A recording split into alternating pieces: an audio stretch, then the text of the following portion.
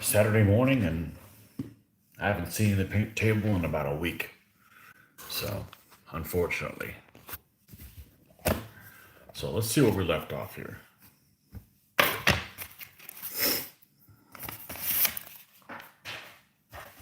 It's been so long, I forgot I'd gotten some of these new brushes. I looked down, I'm like, what is this brush with the yellow handle doing here? And I'm like, oh yeah, I remember last weekend. Okay, so we left off.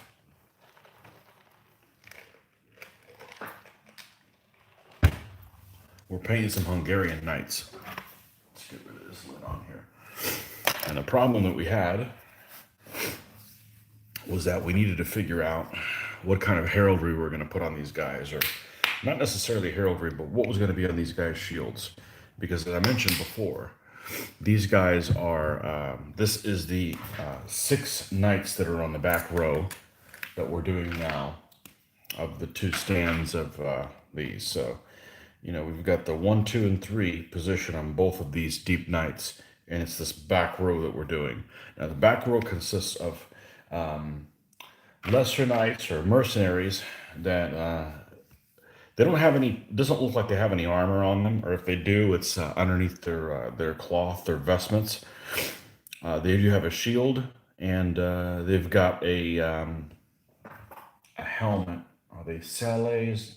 Just about all of them have some form of salet, and that's really it's consistent. So we want to. They've got to have something on their shield, and it's not going to be anything personal specifically to them. I don't think so. Right. So the first thing we're going to do is we're going to paint this guy's shield because that kind of sets the tone for what we're going to do with the rest of the night. You want to get that knocked out first because you don't want to, for instance, do paint him right with red vestments and then end up putting a red shield on. It's just not going to look right. So you kind of have to figure out what's going to be on the shield because it is going to be a dominant thing to the figure. All right, so we took this is the shield that we wanted to do first, kind of a run-of-the-mill long type of shield, and we're going to put a Hungarian symbol on him. And I've been searching the web for a little bit, trying to see what I can put together that's going to make me going to have the right look for it. So we're going to put one of those double Hungarian crosses in red, and we're going to put it on a gray background. At least that's what we're doing. So let's start off with that. So the first thing we're going to do is let's find us a gray for the background and go from there. I could just use white, but we're going to introduce a little bit of this color here that's got some blue in it. And let's make sure that we got the focus there. And I haven't used this in about a week, so unfortunately, we've been away for this for too long. Real life getting in the way. So, as a matter of fact, I was supposed to be on vacation next week, and I had to cancel vacation. There's just too much work at work. So,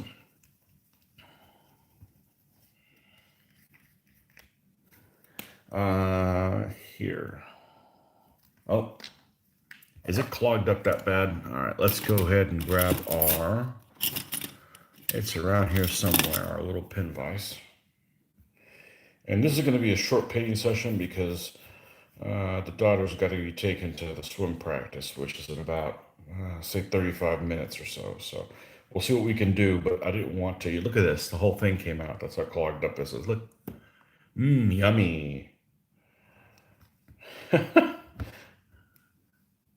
I guess this wasn't tightened down very much, so I was able to slide it out that way. There we go. All right, let's see if we can get some traction out of here now. Always an adventure. I guess I haven't used this color in a while. Keep it up, I'll use another gray.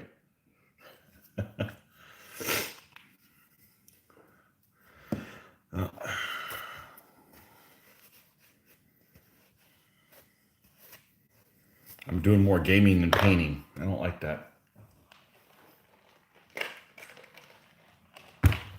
Don't like that at all. All right. We just need to paint the thing overall, so we don't want to grab a brush that's, say, very highly specialized, and we may need for something else. So let's grab this bigger one here. And do you have any black that's alive? Probably not. It's been a while now. So let's go grab our black.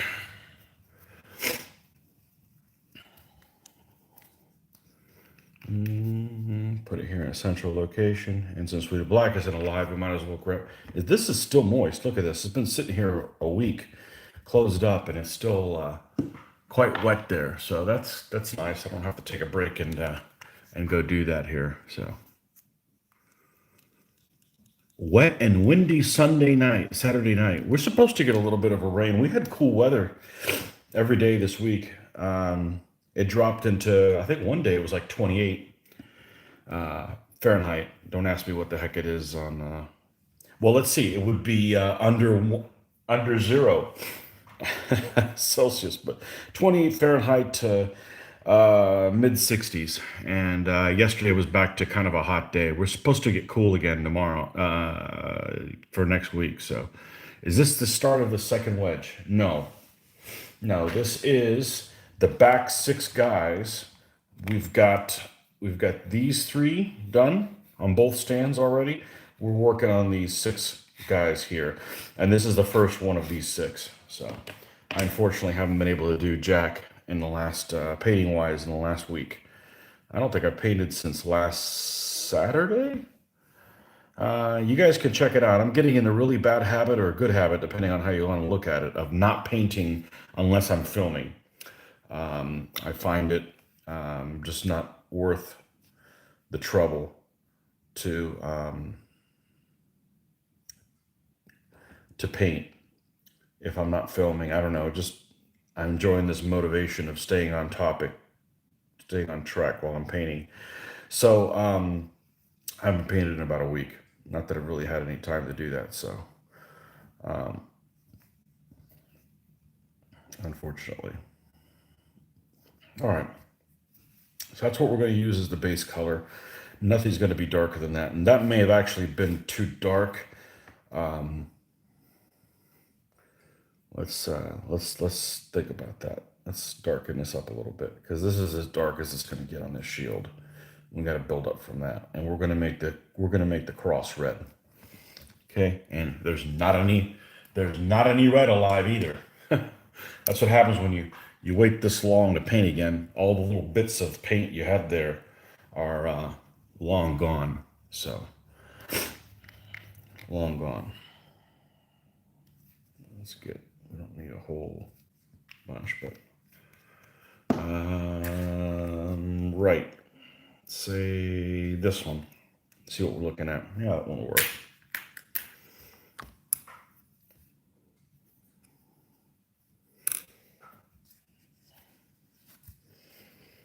Yeah, I'm not painting in the mornings, Monday through Friday. I'm just not gonna paint for 20 minutes. You know, if I can't paint for at least an hour, I'm just not even gonna do it. It's just not worth my time. So I'd rather do something else. All right, let's look at this thing. Let's see what the computer has. Right. All right, that's what we're gonna do. I can't figure out. Sometimes these Hungarian symbols. Sometimes you have the long stem of the cross towards the top and the small one at the bottom, and which is I thought unusual. The standard fare seemed to be to have the the longer cross beam on the cross towards the bottom. That's how I had always seen it, which is how this one is. So, how much meat we got below it? Most of it is towards the top. Okay, cool. So we're gonna go across, say here.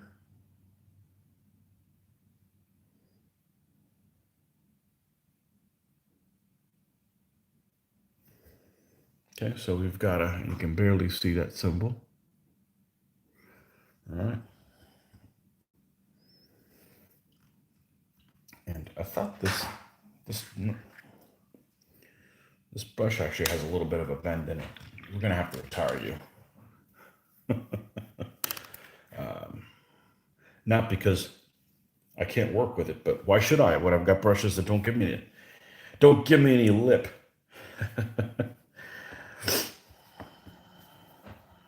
Let's see. We may need to brighten this before we add another thing. I can't hardly tell the difference between the two colors. Oh no, I'm going colorblind. No, let's hope that never happens.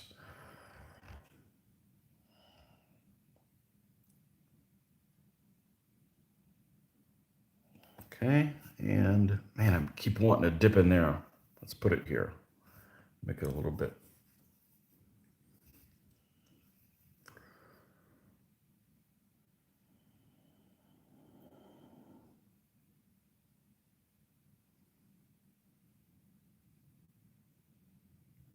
Okay, I think we may be able to just dress that up on later ones, later passes.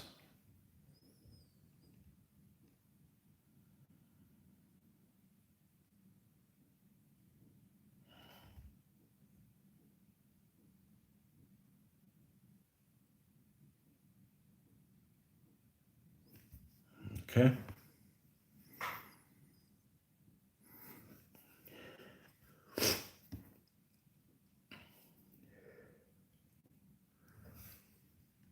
We need to taper the edges of this out. I'm not too keen on that. We'll see if that.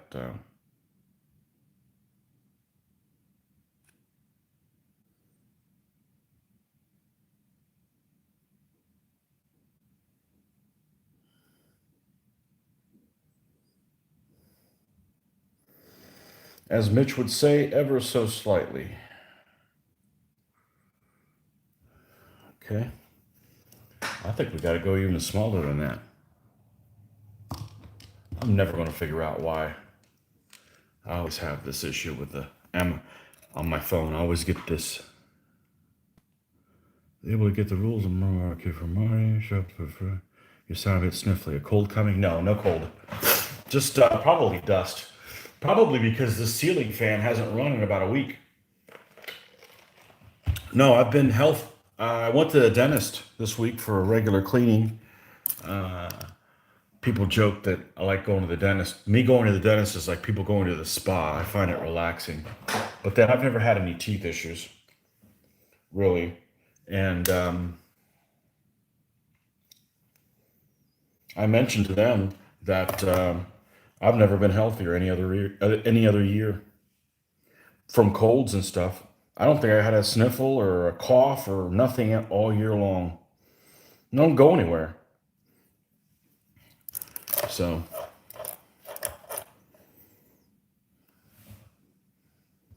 this pandemic that's out there is I don't know. I don't see it. It's nowhere near me. So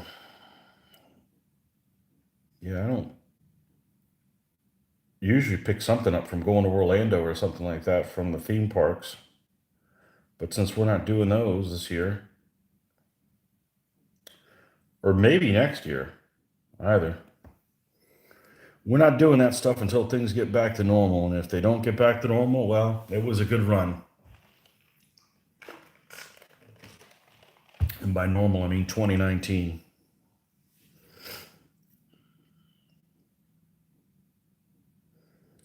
That's the whole reason I got half of my vacation days for the year I haven't used. So there's just nothing there to go to do now. This is kind of a surprise. I think next year I'm going to be a little bit more proactive and take a day here and a day there, just so they don't bunch up at the end, because I can't carry any over. But we're so darn busy. I'm not going to take a day off to sit at home. So, as a matter of fact, I took the week of Thanksgiving off and did some videos there, as you guys probably saw with Mitch. And I felt guilty about it the whole freaking time, like I shouldn't have been off work. So I wouldn't say I'm a workaholic, but I'm used to being at work. So, and when I'm not there, all kinds of stuff goes wrong, even though I leave it all done. So I ended up taking off Monday, Tuesday, Wednesday before Thanksgiving. Of course, we're off Thanksgiving and Friday. Had to go in on Saturday for about 6 hours straightening things out. So we could hit the ball running on Monday because we're just too freaking busy. So okay, let's brighten this up another little bit, and then we'll have you look and see what we've got here.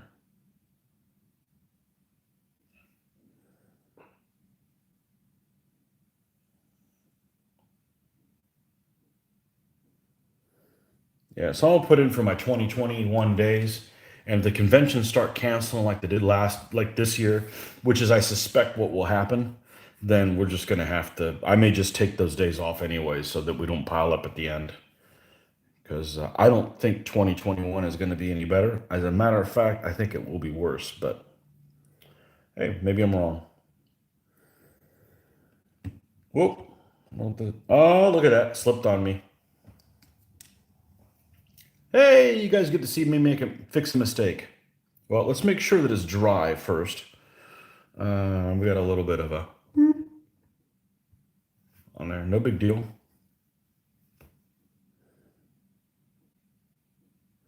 And no, we didn't make a happy accident. This was a mistake. There, fixed. Woo! Big deal.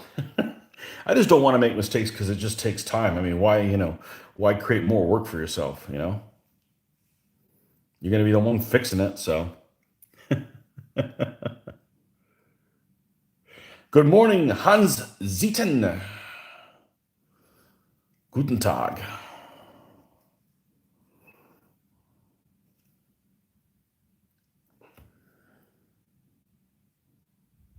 Oh, too much of a transition.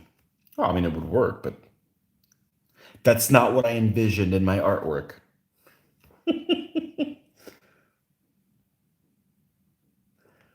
There we go. Well, we should have something else filmed on Monday. I don't know what it is. We may just do it live. Live, the problem with doing it live is the resolution's maxed out at 720, but it keeps me from having to do editing, which right now, personal time is really at a premium. So we're just too busy at work. So I shouldn't even be at work. I should be on a cruise next week. And that didn't happen. So I was supposed to be, let's see, we were going to go to Vegas. So that didn't happen either. So, oh well. I didn't want to see all those people with substance abuse problems, anyways. That's what I say. Everybody in Vegas has substance abuse problems. It's either uh, hookers, alcohol, or gambling. I prefer alcohol to any of those. I'm not a gambler. I don't even take risks when I'm playing DBA. There's no money on the line.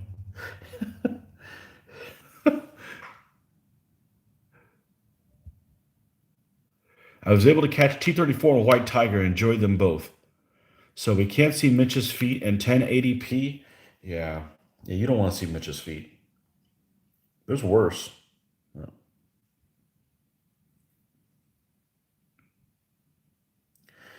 White Tiger. I think I caught parts of White Tiger. T-34. I caught parts of White Tiger and was bored. Same thing with that Panfilov 28. The Russian movies are just so propaganda. T-34 is great just for the special effects. I mentioned before when I used to play World War II skirmish, this the way those special effects are done in that you figure out did it hit where it hit at what angle did it that's the kind that reminded me of my World War II skirmish gaming. That's that's what it is. So, but I did like there's a couple things that I liked. I like when that they fired that shell into that that little tower where all the German officers were at, and it detonated on the back. And but that kind of stuff is just that's what I like to simulate in on this scale in my World War II skirmish gaming. So you can see why I don't get you don't get a lot done after like 3 hours of gameplay. But really, that's not what the purpose is. But I haven't done that in, I don't know, 10 years. Is it 10 or 20 years? 20 years. 15 years, somewhere in between there. I just lose track of time. I don't know if I'll ever go back to doing it again. I got a lot of stuff. I don't have a lot of stuff painted for it, but I have enough stuff painted for it. I could do something pretty big. But all I used to do before these ancients and medievals was World War II. So I'm kind of World War II'd out. You know, that's okay if I don't do any more World War II gaming. I did plenty of it as it was. So yeah, and I'm not interested in playing World War II and then play something that's very generic. It's got to be that kind of detail, or I'll just stay home and won't play at all. So I'm not a Flames of War type of player. So yeah, White Tiger seemed like it was almost like a like a dream, like a Russian drug trip. At least the part that I saw. Um, I know you were mentioning you were doing do some Russian movies. There's some Russian movie that didn't get mentioned in the ones you were looking at, and I forgot which one it was. And it was,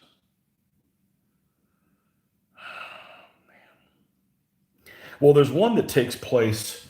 Not that it was great or anything, but there's one that takes place in I think it might be called the Fortress at Brest-Litovsk. There at the opening days of Barbarossa. I've seen that one. Um, what other one?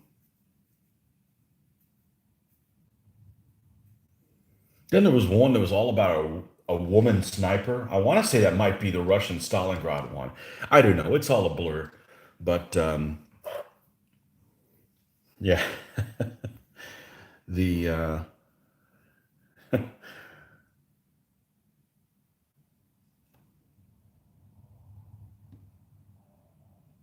World War II is kind of my religion, so I'm very particular about what I like to see and what it portrays. And man, the Russian movies are way out there.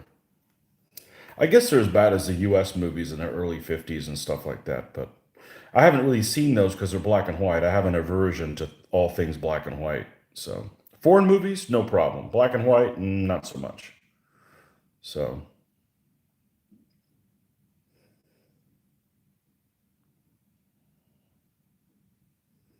and I do like the idea of a movie that has cast with people you never heard of. I actually prefer that. So,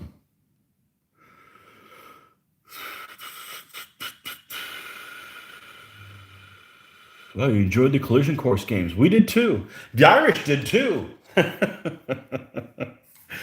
Oh, the Irish did too. I thought that Matilda's T-34 Stewart's and T-26's at the beginning of White Tiger was impressive. They were all on the same battlefield?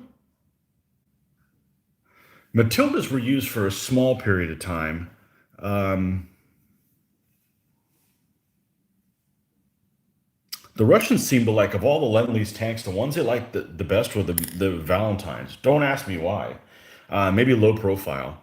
Um, they seem to like those more than anything else. So never really got into World War II. Played a bit of COC, which is enjoyable. I find it a boring period to paint.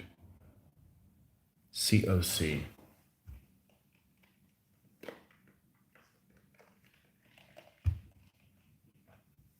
I grew up with it, and it's like it's the perfect balance of brute force and technology. And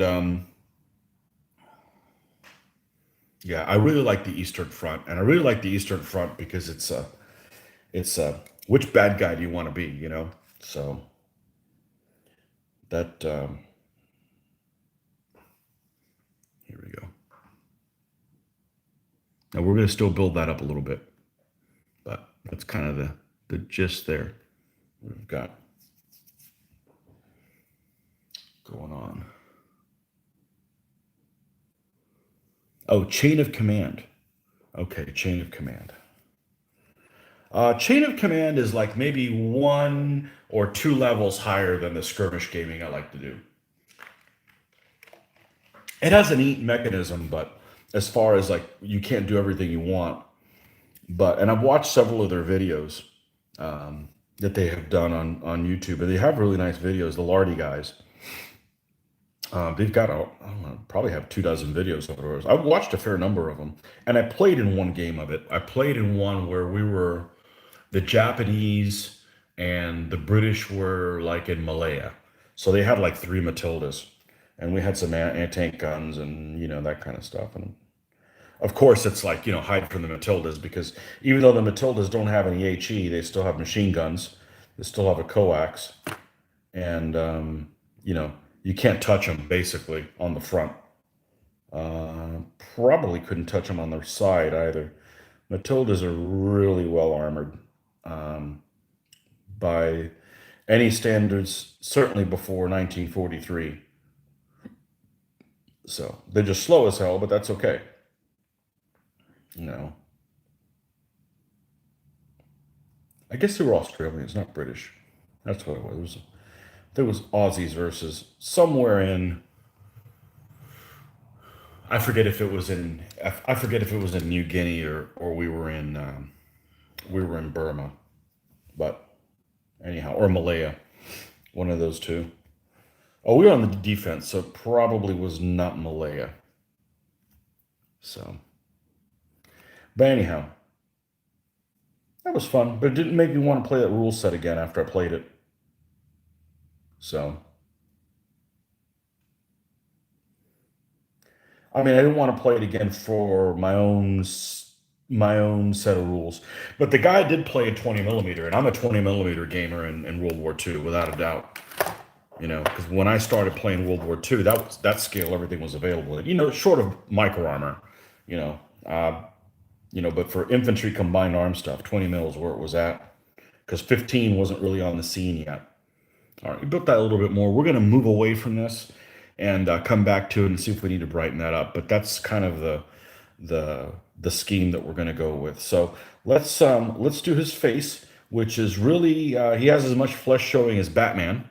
He literally only has his mouth portion. That's it. And yeah, let's mix up a little bit. We got time to do that. So heading off to bed. Okay. Well, catch you tomorrow, maybe.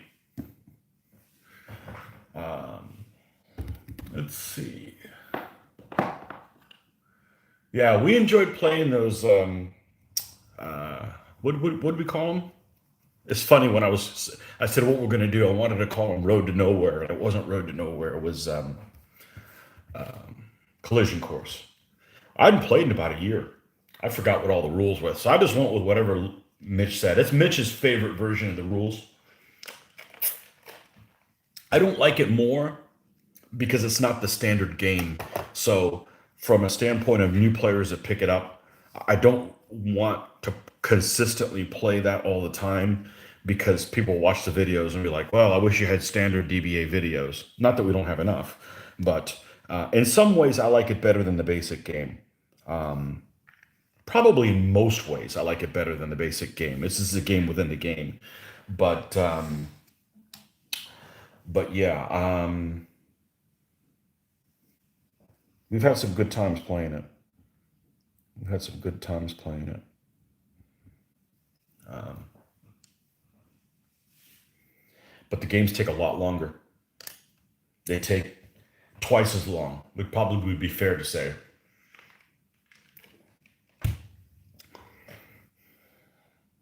Twice as long, which is okay, except you get less games in, which is also okay. It works really good with 3 players. So, works really well with 3 players because you don't have. But I know the last game that we did, what I played Mitch.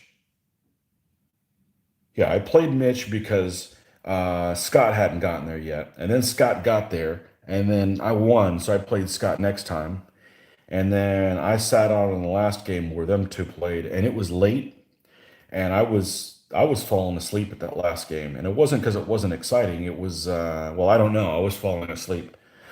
It's difficult for me to stay awake when we film for the most part because I get up at 5 a.m. and the games will run into like 11 at night, and it's after I've been at work. So it's difficult for me. The other people have been sitting on their ass and haven't done anything all day. But I woke up early and had to deal with knuckleheads all day long, so I'm kind of burned out. So, all right, let's do a little bit more of this.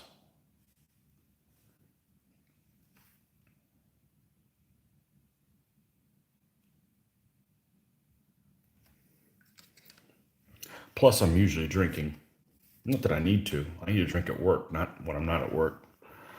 That's the one day a week I drink. I don't think I have anything the rest of the week. Don't need to. It's just part of the social experience. I don't need to have a drink at all, but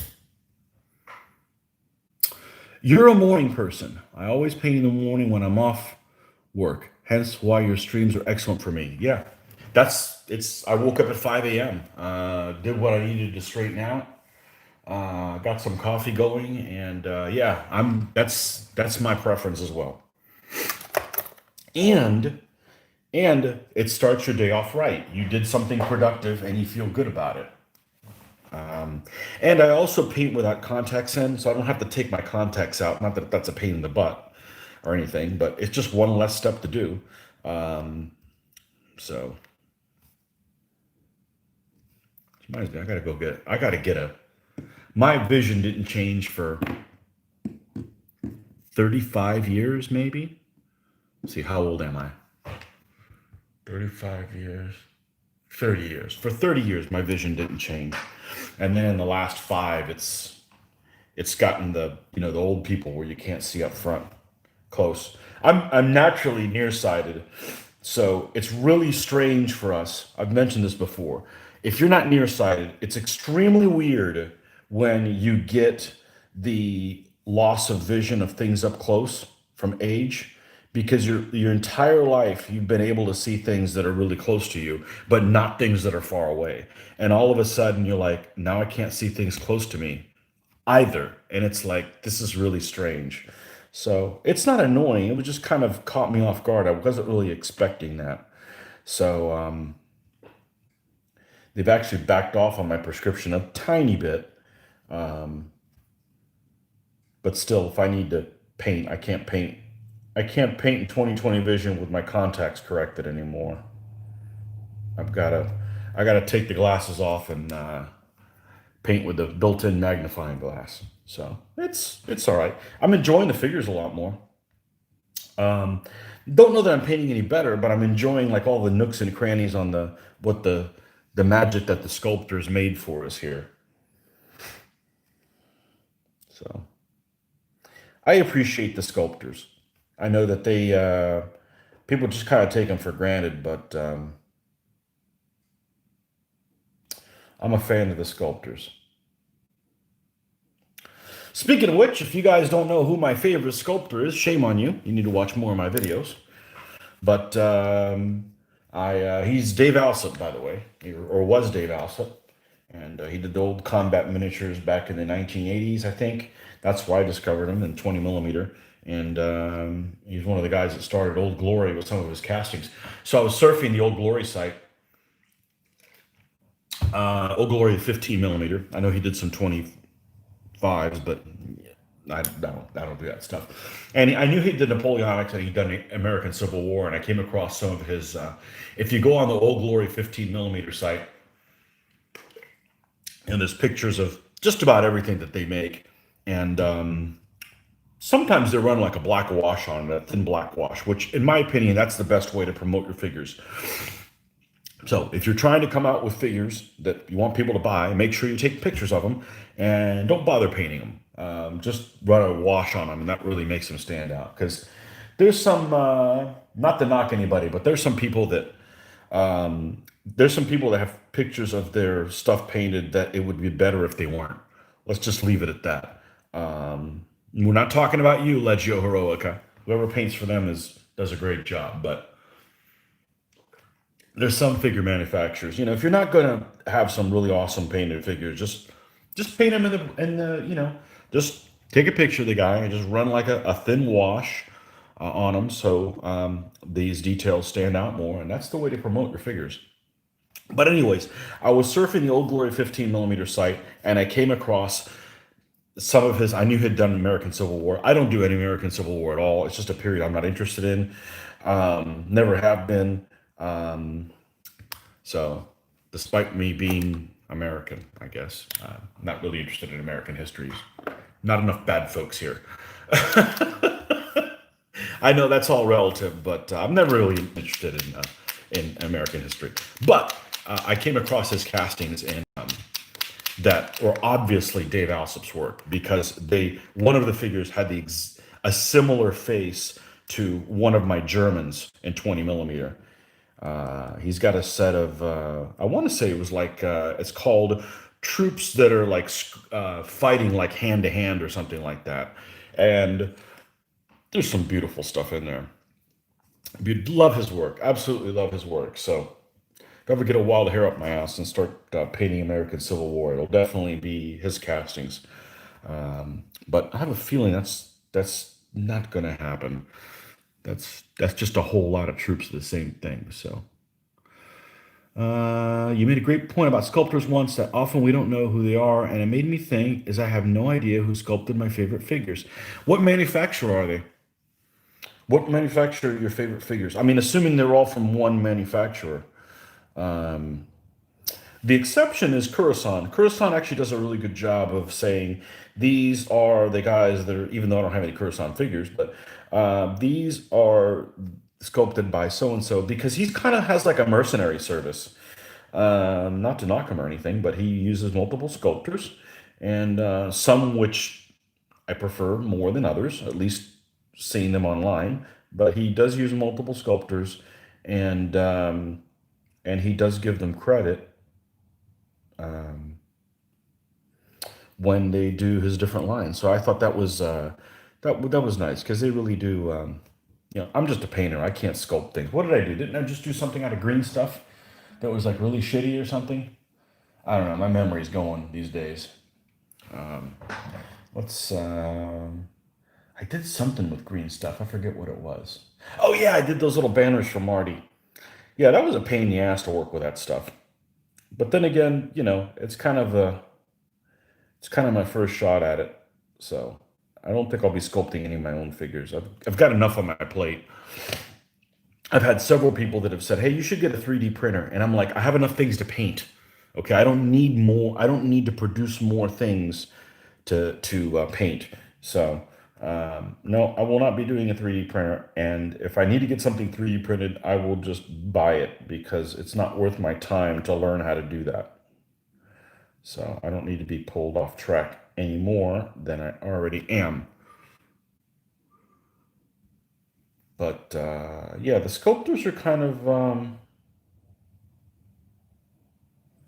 the forgotten the forgotten guys, and without them, where would we be? Back in the late '80s, early '90s, when I was doing micro armor, I always saw those GHQ miniatures, and I'm like, well, these must be built on some computer program and done really big, and then sculpted in a reduced scale or something like that. I didn't realize that they're done 1-to-1 scale. That's insane. That's absolutely insane. Because GHQ is has a lot of straight lines, right? It's not like a figure where things can be not where things have to be rectilinear. They can be. You've got to put like straight lines and things on that when you're talking about machines and stuff. And the fact that those are sculpted by hand is just insane. I think they're sculpted by hand. Anyways, it never occurred to me that this stuff would be done in 1-to-1 scale and then put in a mold and then poured, and that's that's insane.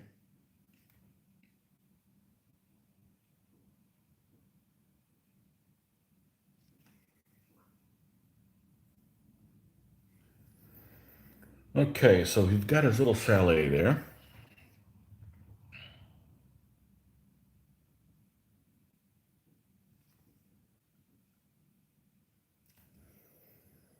All right. Now, if I wanted to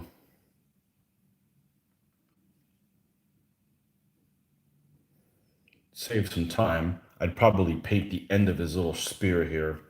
But I normally don't do that because it pulls me off on a tangent. But you know what? I'm going to break my own rules and do it. Let's see. Let's see if it's the last time I break my own rules.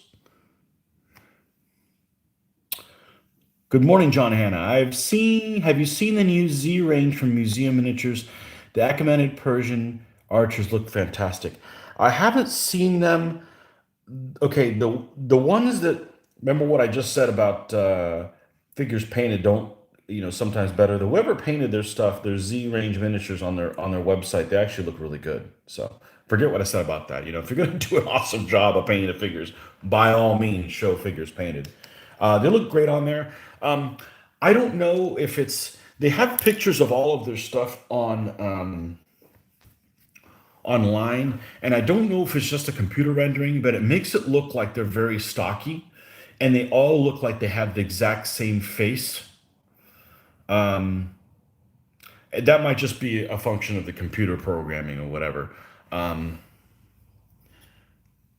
I don't know if that's the case. And it's all right if they all have the same face, as long as they don't have a dominant. Now, this is just me personal. As long as they don't have a very dominant looking face. Okay, I'm going to use an example. When I used to do 20 millimeter scale, people used to, I always see pictures. I mean, I haven't done it in, I haven't painted 20 millimeter in 15 years. But one of the figures that always had the same face, well, there's two companies that always had the same face, was Britannia. Okay, Britannia had a very definitive looking guy's face on all their guys. Um, and they had kind of a face that was large compared to the rest of their body. Their faces tended to be big and their feet tended to be small, which is okay because every person's different. But when your whole army is made of, clones, it just wasn't my kind of thing to do. Not knocking them, it just wasn't, it wasn't what I wanted to do. What I wanted my figures to look like, and that's why I always like that there's lots of figure manufacturers, so people have a choice. Choices are good for the consumer. Um, and the other one was FAA. FAA had these big cheekbone type things.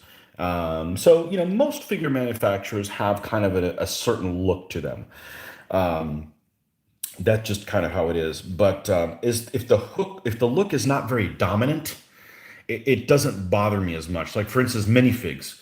Minifigs all have the same kind of face, right? But it's not a dominant face.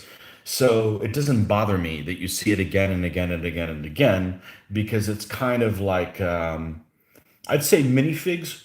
Most of minifigs' faces really look like the faces in that old El Greco painting. The what do you call it? The burial of the Count of Ormaz. I believe that's the one it is. They're kind of gaunt looking and nondescript and just kind of they're not in your face in your face. but but that's just me. I mean, when you have something that has very dominant features, I find it very distracting. Um, a lot of people really like Corvus Belli. I don't because they have very dominant cheekbones. That doesn't mean I won't paint any Corvus Belli. I'll mix them in with some of my other stuff, and I've got some Hundred Years War Corvus Belli stuff. And I'm just talking about the ones that are their faces are shown. But Old Glory. You guys know I do a lot of Old Glory figures, and one of the Old Glory sculptors has the whole cheekbone bulge eyes kind of thing going on as well. So I don't mind those very dominant facial features, um, as long as it's not a huge proportion of people in your army and just really distracting. I don't know if that makes any sense, but with all that said, there's no way I could sculpt any of those, any of the sculpting that those people do. Even if right, even somebody, some company that maybe people don't have a high regard for, it's like Irregular. I'm not a sculptor, so anything those guys would do would be better than than what I would come up with. But I'm just saying, from my personal taste, that's the case. I will be right back. I've got to go wake up the little one and have her start getting started, and I will come back in about 3 or 4 minutes. I'll be right back. We can pick up where we left off.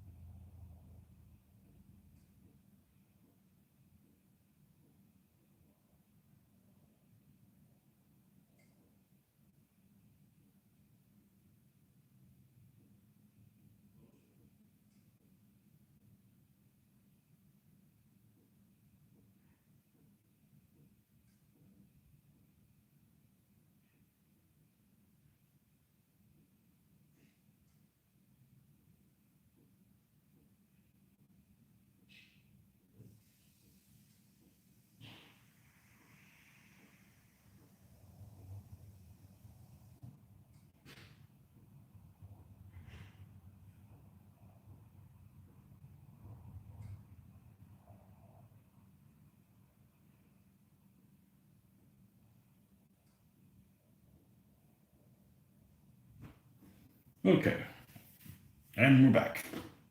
Now, I don't know if I'm going to get a chance to paint later on today. We'll try, but you just have to see how it is.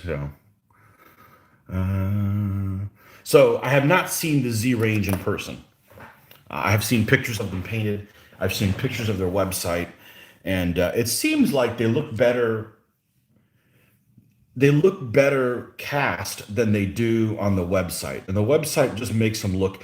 Maybe it's that isometric three-quarter view. It makes them look very stocky, and they have very dominant features, and it looks like each person has the same features. I don't know, but options are good for the consumer. Um, when there's options, a consumer wins. So that's I'm a big fan of that. They just released all those new figures from. Is it Lurkio that's doing, or is it Plastic Soldier Company that they're redoing the old Lurkio? No, they're doing the old Corvus Belly figures. They're redoing them in plastic. I won't buy any because I'm not a fan of Corvus Belly, and I'm not a fan of I'm specifically not a fan of plastic. But it could get some people painting it that do like plastic. So you know, choices are good. So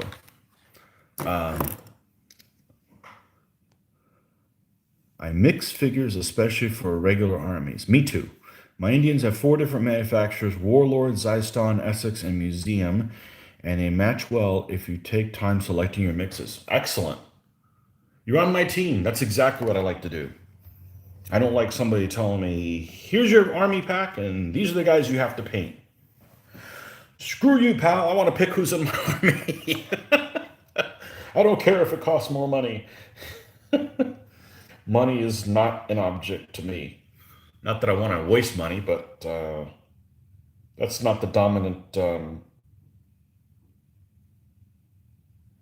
That's not the dominant concern. My concern is that I paint something, that I buy something, and then paint it. That's what I want to do. I don't want to just buy stuff just to buy that. We've all done that, and that doesn't feel good.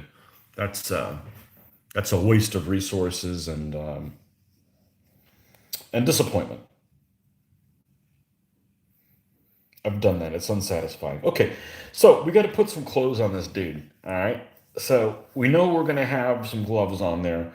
He's got a shirt underneath a big long shirt that's covering him almost completely, and he's got a little garment that goes around his neck. So, well, before I get further along, let me make sure I don't forget to do the Nuln Oil, since the steel on it's probably dry by now. So let's go ahead and put the little Nuln Oil. That'll take, oh, just a moment.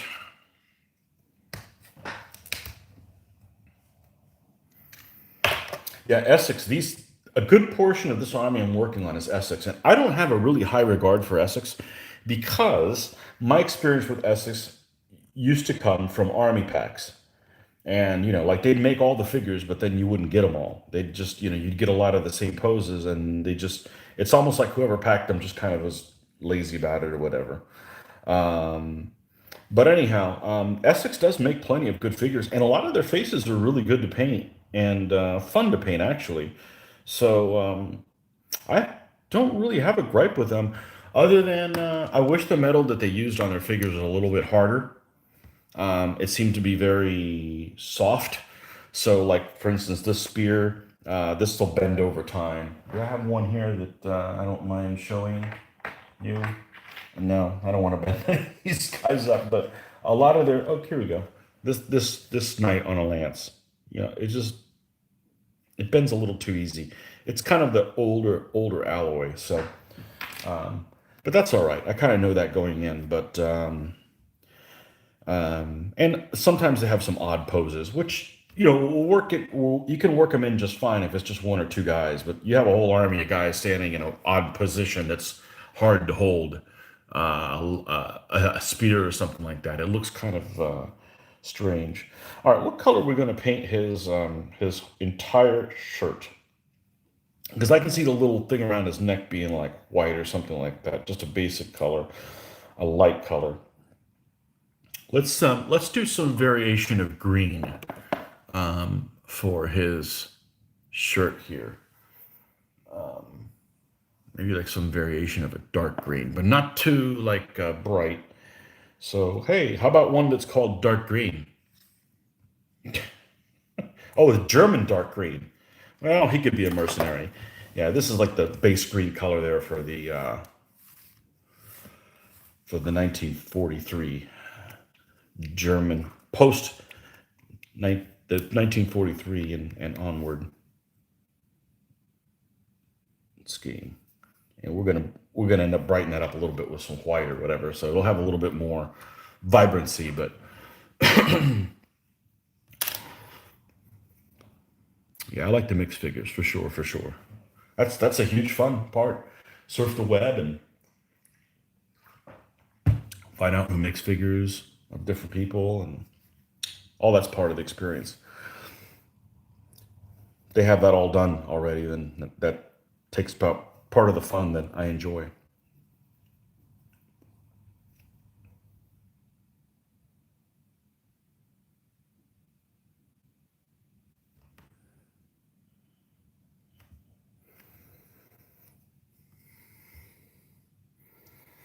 Different people enjoy different things. I dislike cleaning the flash off figures and priming them. I'm sure there's somebody out there that's their favorite portion. Not me. Cleaning the flash off figures is stuff that it shouldn't have. The manufacturer should have taken care of that, right? That's their sloppy molding or their older molding.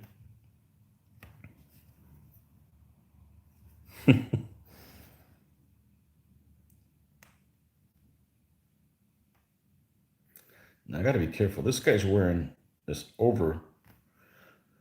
We'll call this like a long jacket. I don't know I don't know exactly what it is. I'm not a tailor. I'm sure it has a specific name.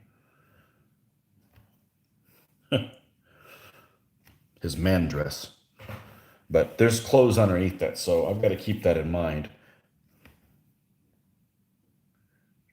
to use a color that gives me some flexibility to have another one underneath and still not look like it's out of place. Oh, silly painting concerns. Silly painting concerns. I had a good friend of mine that was who I started painting miniatures together with, he had the opposite tack. He couldn't stand having any extra figures. So if he'd end up having to buy an army by the extra figures, he'd like give all the figures away. He couldn't just stand not using all the figures up in an army. I'm the opposite. I want extra figures because I never know when I'm going to need them. So yeah, he preferred doing the army pack. The way I look at it is, look, considering the amount of time I spend painting these guys, the cost of the figures is damn near free. I'm spending about 4 hours a figure. So I want to paint the figures I want to paint. I know my first DBA army, I spent like over $200 just on the lead for a DBA army. But I got exactly the guys I wanted to get. So that's probably my most extreme version of that. Now I'm kind of like, all right, I want to build an army. What do I have most of the troops already for? And do I need to buy a pack or two? Then I'll supplement with that. But I don't want to do these huge purchases anymore. I just have so much stuff to paint. I have so much things to paint that I don't dislike the figures for. Like I'm perfectly happy with them. It's not like, well, I hate these guys, but I have them, so I have to paint them. No, there's no rule that says you have to do that. But it is helpful when you can start a project and already have most of the lead there. Because right now, with the issue that seems to be running into is it takes a long time for things to restock and get to you, or a lot longer than before. So I want to start on something that I already can get a head start. So if it doesn't get to me for a month or so, then no big deal.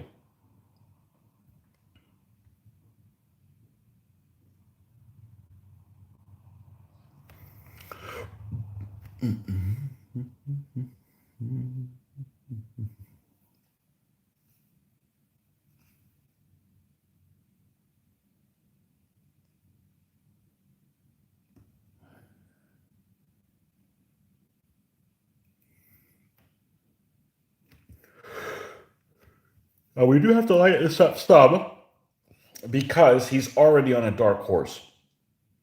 No, there's no reason I can't do that, but I'm just telling you it's not going to look great if he's on a dark horse. So this shield will be lightened up some. I just don't know up to what level yet. So I just kind of wanted to put the theme of what was going on there at this time, just to kind of have something to work around. So we're not going to add yellow to this green. We're fine with it looking faded. This guy's a mercenary. He's got a limited budget, and he doesn't want to spend it on fancy clothes. He's just there for profit, and you know that's what these deep knights are supposed to be. They're supposed to be mercenaries. They're ex German, Bohemian, other troops that are just looking for some coin. And as a matter of fact, they I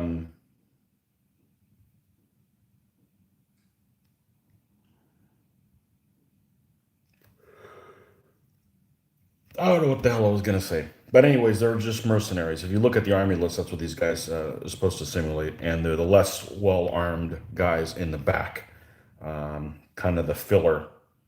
So now I don't know exactly which particular stand this one's going to be in which position. I'm not going to worry about those details at this point because that's just going to slow my production level down. And that's one of the things I like doing the most is figuring out who's going to be where when I'm done painting them. It's kind of like a proof theorem. Like, okay, this guy could be here. If this guy's here, then this guy can't be over there because of the colors clash, and But trying to figure that all out in advance, I used to do that, but it would just take so much prep time that it's just easier just to paint, do a variety of figures, variety of poses, variety of horses if you can, and intermix them at the last minute. So even though we're doing green on this guy, he's not very, very green. He's still grayish. This These colors, these tints cost money, and Unless you ripped it off of somebody, he's probably got better things to spend it on than his fanciness. This guy, anyways. That's my fluff background story to this guy right here.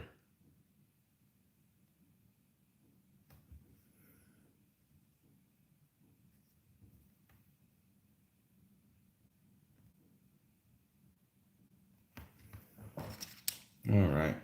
May look like almost 7. Boom, boom. We got a few minutes. A few more minutes. All right, what's he got? Has he got pants or showing down here or boots? Looks like he's got boots. We got time to paint some boots on here. Now, let's do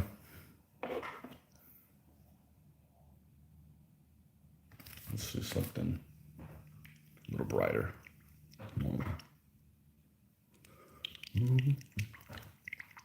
1 hour. Honestly, I thought it was going to be shorter than an hour. It was looking that way. Good old coat d'arms. Wish there was a store you could just walk up and grab these at. I pick up more of their colors. Or at a show. Nobody at Historicon would sell them. Certainly our local shows won't, but won't have them. Here in the States,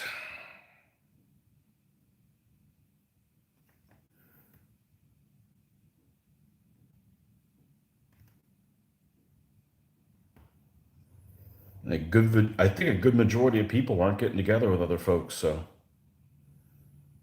it's kind of a damper on the hobby. Hopefully, you guys are using the time to paint some more stuff. Fortunately, that's not the case where we're at.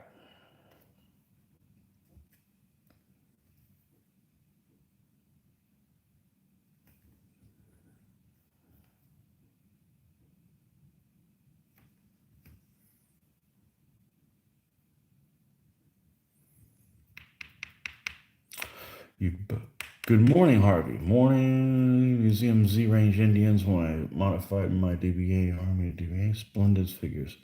Why? Any reason why they're called Z? Is there like the program they're using to render them start with a Z, or I don't know why they pick Z? Well, it doesn't really matter. Just like why? I don't know.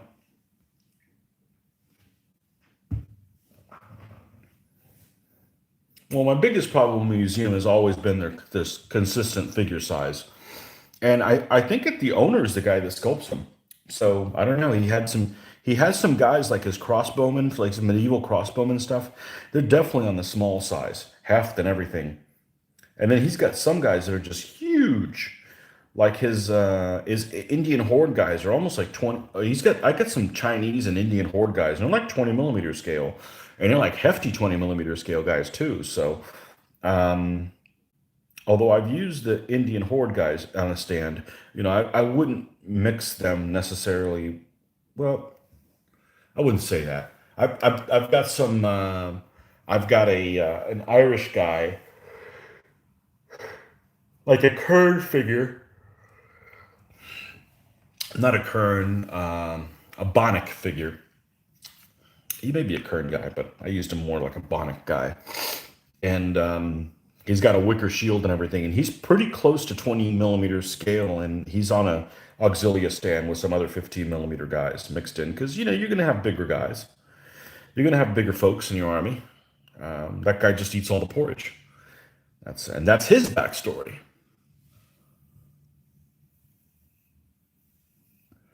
Museum is a one-hand band, Dave Hoyle. Yeah.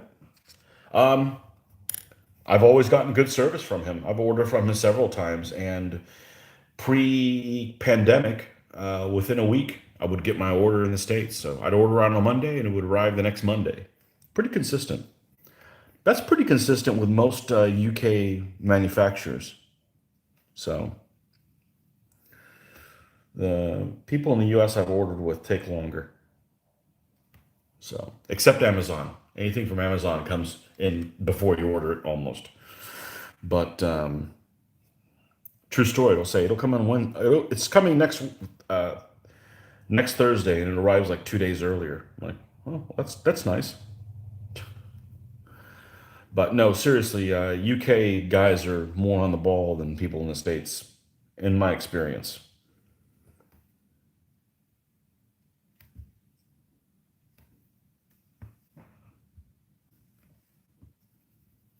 It makes sense. People bought something, get it out of here. Get it out of your inventory, so you don't have to inventory it. Right? Makes sense to me.